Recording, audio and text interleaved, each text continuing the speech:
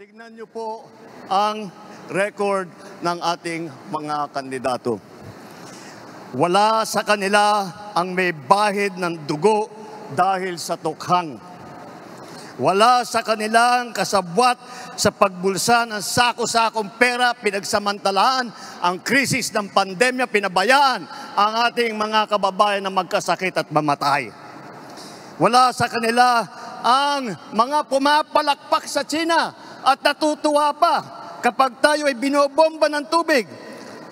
Tinatamaan ang ating mga Coast Guard, hinaharang ang ating mga mangingisda, ninanakaw ang kanilang huli. At bukod pa ron ay inaagaw pa ang mga isla natin para maging bahagi ng kanilang bansa.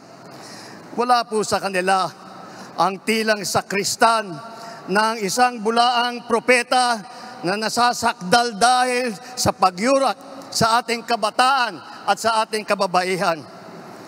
Wala sa kanila ang tagataguyod ng pugad ng krimen, ng sentro ng paglalapastangan ng mga kababaihan na mga pogo. Tayo ngayon ay nasa sangandaan ng ating paglalakbay bilang isang malayang bansa. Bilang isang sambayanang may dangal, may sipag at may talino. Tayo ba ay papayag na babalik sa panahon gusto ng kung kailan gusto ng ating mga liderato maging probinsya tayo ng China?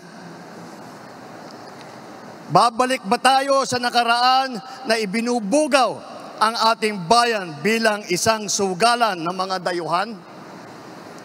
Nais ba natin bumalik sa landas na umaapaw sa dugo ng mga inosenteng mga bata na inagaw sa kanilang mga anak, mga ina, kinuha sa kanilang mga tahanan at inagaw ang kanilang kinabukasan? Walang nagnanais na Pilipino na mabalik tayo sa ganyang klaseng pagpatakbo.